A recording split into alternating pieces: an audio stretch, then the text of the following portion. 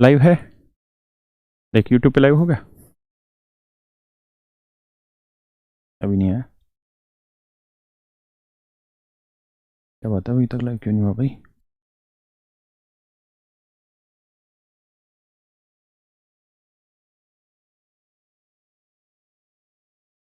हो गया। मेरे प्यारे बच्चों, आप सभी को हाथ जोड़कर नमस्कार। आप सब ठीक होंगे, स्वस्थ होंगे, और मानसिक रूप से स्वस्थ होना बहुत जरूरी है। आप ऐसा कभी मत सोचिए कि मुसीबतें आनी नहीं है, हर कदम पे मुसीबतें हैं। जो समझदार बच्चा होता है वो इन मुसीबतों से लड़ने की ताकत पैदा करता है अपने अंदर। मेरे प्यारे बच्चों, जैसा आप सबको सारी कहानी पता है, एक स्टूडेंट है मुकेश करके, मुझे उसने बताया कि उसके 200 क्वेश्चन, मतलब 200 के 200 नंबर थे 18 नंबर वाले एग्जाम में, सारे के सारे क्वेश्चन उसने ठीक किए मैथ में। अब पेपर आसान है या मुश्किल है, उस बच्चे की क्या गलती है?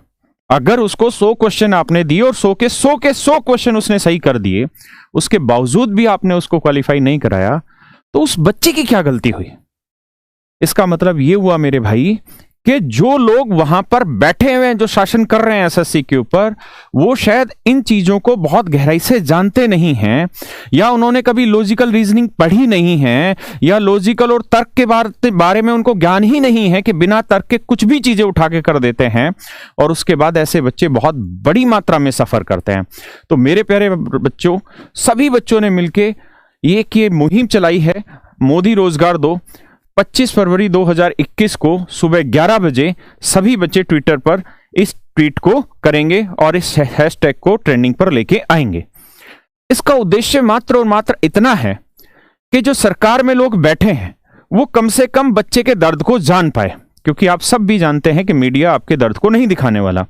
जब मीडिया आपकी चीजों को नहीं दिखाएगा तो फिर ये टीचर्स की जिम्मेदारी होती है कि जितनी उनमें ताकत है, जितनी उनमें पहुंच है, उस पहुंच को वो बताए, बच्चों तक उन चीजों को पहुंचाए, जो बाहरी सोशल मीडिया है उस तक इन बातों को पहुंचाए कि बच्चे कितना नुकसान झेल रहे हैं आपकी कुछ गलतियों की वजह से। आप एसी ऑफिस में बैठ के कोई पॉलिसी डिसाइड कर लेते हैं कि हम नॉर्मलाइजेशन करने जा रहे हैं, उसके इफ एंड बट आप बिल्कुल ध्यान नहीं दे रहे हैं, उसका जो परिणाम है वो बच्चों की सेहत पे बहुत बुरा पड़ रहा है। बच्चे ऐसे हैं जिनको 2018 वालों को अभी तक आपने ज्वाइनिंग नहीं दी है। नॉर्मलाइजेशन खत्म करिए। मेरी पहले भी मुहिम यही थी, मैंने पहले भी ये चीज कही थी कि नॉर्मलाइजेशन अपने आप में बहुत अच्छा रिजल्ट नहीं देता है, अपने आप में इक्वलिटी बहुत अच्छे लेवल पे नहीं लेके आता है। और मेरी एसएससी वालों से एक रिक्वेस्ट है, माननीय मोदी जी से रिक्वेस्ट है कि ऑनलाइन जो एग्जाम होता है उसमें 45 50 शिफ्ट के एग्जाम होते हैं, और ये मानवीय स्तर पर कतई संभव नहीं है कि एक लेवल का एग्जाम सेट किया जा सके। हो सकता है कि कोई क्वेश्चन जो बनाने वाला है उसको आसान महसूस हो, कोई उसको मुश्किल महसूस हो, लेकिन बच्चे के स्तर पे वो चीज कितनी मुश्किल है या कितनी आसान है ये वो एग्जामिनर बहुत अच्छे से डिफाइन नहीं कर सकता। हम कह रहे हैं आप पेपर आसान बनाइए, मुश्किल बनाइए, मॉडरेट बनाइए, जैसा बनाना है बनाइए, लेकिन सारे के सारे एटलीस्ट मेंस के जो एग्जाम हैं वो आप एक ही दिन पे लीजिए, और जिस तरह से आप ऑफलाइन में 2 से 3 सेट में पूरा पेपर कराते थे, कोशिश करिए कि कम से कम सेट में उस एग्जाम को कंप्लीट कराया जा सके। वरना भारत बहुत छोटा देश नहीं है, भारत दुनिया का बहुत बड़ा देश है जिसके पास आज भी आधारभूत संरचना बहुत सारे देशों से बहुत अच्छी है। तो हम एक दिन में भी एग्जाम को ऑनलाइन कंडक्ट करा सकते हैं। जितने चीटिंग के केसेस आने लग रहे हैं, फ्रॉड के केसेस आ रहे हैं, इनको रोका जा सकता है अगर सरकार की नीयत और मनसा ठीक हो तो एक ही दिन में ये एग्जाम कंडक्ट होना चाहिए, और एक ही दिन में इन बच्चों का एग्जाम कंडक्ट होगा तो जो डिफिकल्टी लेवल है वो लगभग सभी बच्चों के साथ एक जैसा होगा। ऐसा नहीं हो कि 18 तारीख के एग्जाम में किसी बच्चे के 100 सवाल मैथ में ठीक है, उसके बावजूद भी उसका बेचारे का सिलेक्शन नहीं होगा। उसकी क्या गलती है भाई? आपने उसके डेट पे आसान पेपर दे दिया मान लीजिए, लेकिन आप 100 क्वेश्चन दे रहे हैं, 100 में से 100 कोई ठीक कर देगा तो उसके बाद उस बच्चे की क्या गलती है? बताओ फिर क्या हुआ? इसका मतलब तो किस्मत पे बात आ गई कि 18 तारीख को जिसका एग्जाम पड़ गया वो बेचारा रह गया। इसका मतलब फिर आप तो कंटेंट बेस और उसकी जो कंटेंट जो नॉलेज है, जो उसकी कॉन्सेप्चुअल नॉलेज है, उसकी तो कोई बात ही नहीं होने लग रही। हाँ है ना, उसके गुणों की तो बात ही नहीं होने लग रही, ये तो किस्मत के आधार पे सिलेक्शन हो गया। इससे बढ़िया तो फिर आप लॉटरी सिस्टम करो, और लॉटरी सिस्टम से जिनको आपको रखना उनको रख लो, बाकियों को लात मारो शुरुआत से ही, ताकि बच्चा भी इस बात को समझे कि भैया ये तो बिल्कुल उल्टी धारा बहाने लग रहे हैं। तो मेरी आप सबसे रिक्वेस्ट है, इस मुहिम को जोर दें, और आपकी ही लड़ाई है, आप ही इस काम को आगे लेके जाएंगे। अगर मीडिया इस चीज को नहीं दिखाएगा तो कोई दिक्कत नहीं है, देश में बहुत बड़ी संख्या युवाओं की है, और सरकार भी युवाओं से ही चलनी है, देश भी युवाओं से चलना है, अर्थव्यवस्था भी युवाओं से ही चलनी है। कोरोना टाइम होता है तो मोदी सरकार कहते हैं कि युवाओं की जिम्मेदारी बढ़ गई कि वो देश में सहयोग दे। तो मेरे भाइयों, मेरी सरकारों, कम से कम इतना करो कि इन बच्चों के साथ अन्याय ना हो। हमारी कुछ छोटी छोटी और डिमांडें हैं। पहली डिमांड ये है, एक तो ये आप सबको करना है 25 फरवरी को 11 बजे, और ये कोई राजनीति से प्रेरित नहीं है, हर बच्चे के जीवन पे ये चीजें घटित हो रही है, और बच्चों से रिक्वेस्ट भी है कि इसको लेके इतना अपने आप में परेशान भी ना हो, डिप्रेशन में भी ना चले जाएंगे, यार हमारे साथ हो गया, कुछ नहीं, सब चीजें ठीक होंगी, ऊपर वाला सब चीजें ठीक करेगा। हमारा काम है अपनी आवाजें बुलंद तरीके से उठाना, लेकिन साथ के साथ आप अपनी पढ़ाई पे भी ध्यान देते रहिए, उस चीज को भी डिस्टर्ब ना करिए। इसको एक इवेंट की तरह मत लीजिए कि इस इवेंट के चक्कर में हम सारी चीजें छोड़ दें, नहीं, ऐसी बहुत सारी इवेंट होगी, हमें काम करना पड़ेगा, ऐसी चीजों के लिए सुधार भी लाएंगे, सारी चीजें होंगी, लेकिन अपनी सेहत पे, मानसिक स्वास्थ्य पे ध्यान दीजिए। दूसरी हमारी डिमांड थी कि नॉर्मलाइजेशन बंद कर दीजिए, क्योंकि नॉर्मलाइजेशन का जो तर्क है, जो आधार है, वो आपको पता ही नहीं है। क्योंकि मुझे जहां तक महसूस होता है कि हिस्ट्री पढ़े हुए लोग अगर ये जानेंगे कि एसएससी में कैसे सिलेक्शन होता है तो बात नहीं बनेगी, और खासकर एक कैडर के ही ऑफिसर आके, जिस कैडर पे आज तक गवर्नमेंट एग्जाम्स का रुझान ही नहीं रहा, उस कैडर के लोग आके अगर शासन करेंगे एसएससी में, तो कभी भी तर्क आधार पर वो यहां पे निरीक्षण नहीं कर सकते, बच्चों का सही रूप से सिलेक्शन नहीं ले सकते। तो नॉर्मलाइजेशन बंद कर दीजिए, एक ही डेट पे सारे बच्चों का एटलीस्ट मींस तो एक डेट पे एग्जाम कंडक्ट कराइए, ताकि बच्चों के बीच में ये इश्यू क्रिएट बार बार ना हो। भारत सरकार से प्रार्थना है, एसएससी चेयरमैन साहब से हाथ जोड़ के रिक्वेस्ट है, बच्चे का ध्यान पढ़ने में ही लगाए रखें। वो पढ़ना ही चाहता है, उसको पढ़ाइए, इन चीजों में उसमें मत उलझाइए, चीजें सही रूप से, व्यवस्थित रूप से लेके आइए, इसीलिए तो सरकार आपको तनख्वाह दे रही सर।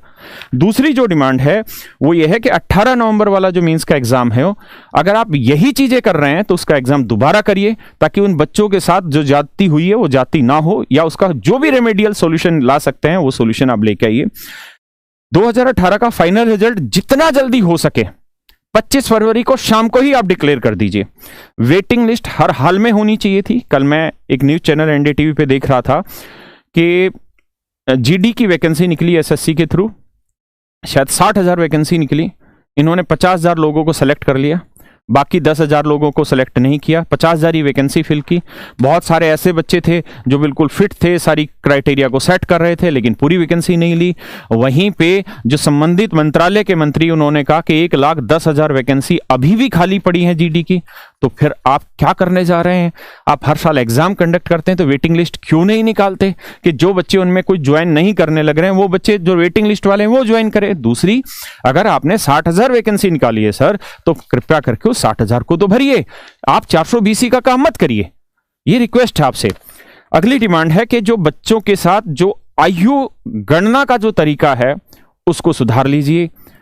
उन बच्चों की संख्या थोड़ी कम रहती है, इसलिए उसका आंदोलन इतने बड़े स्तर पर नहीं पहुंच पाता। उन बच्चों के साथ ऐसा मत करिए। पता नहीं कितने बच्चे ऐसे होंगे जो डिमोरलाइज हो चुके होंगे और ऐसी स्थितियों में जा चुके होंगे जहां से वापसी लाना उनके लिए, उनको बहुत मुश्किल होगा हमारे लिए। तो मेरी उन बच्चों से भी रिक्वेस्ट है, डिप्रेशन जीवन में नहीं लाना। डिप्रेशन सिर्फ और सिर्फ कायर का काम होता है, उस स्तर पर आपको कभी नहीं जाना। मजबूत है होना है, लड़ना है। कोई भी इश्यू होगा हम लोकतांत्रिक तरीके से उस पर लड़ेंगे। गलत किसी भी भाषा का प्रयोग नहीं करना, गलत तरीके से हमें रिप्रेजेंट नहीं करना अपने स्टूडेंट इस आंदोलन को। सभी टीचर और अध्यापक जो भी इस मुहिम में जुड़ रहे हैं बहुत ही बेहतरीन काम कर रहे हैं, भगवान उन सबका भला करेगा।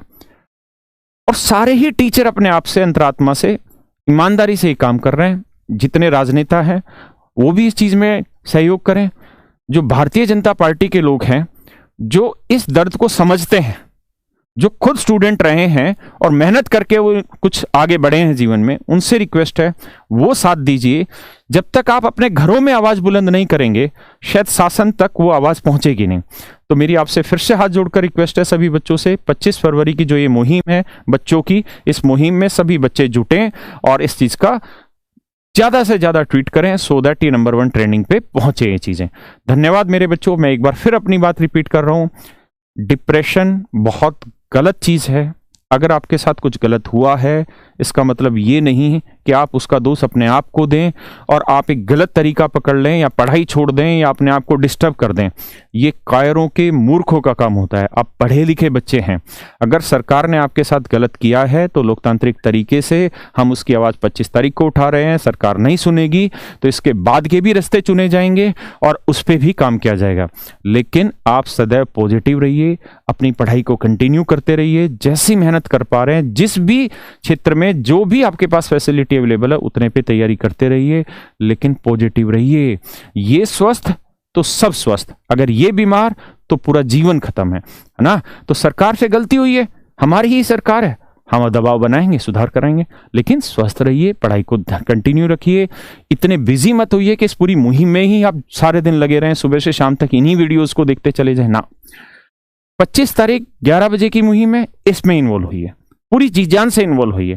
जितने यार दोस्त हैं, जानने वाले, उन सबको बोलिए कि आपके बच्चों की भी लड़ाई है। आपके बच्चे अभी तैयार नहीं हुए उस एज के, कोई नहीं, 1 साल बाद फिर होंगे, तब आपको लड़ाई लड़नी पड़ेगी। तो अभी हमारा साथ दीजिए, लेकिन वो अपनी उस मुहिम के साथ साथ अपनी तैयारी को प्रॉपर सेव देते रहिए और पढ़ते रहिए। आप सभी का धन्यवाद। Thank you very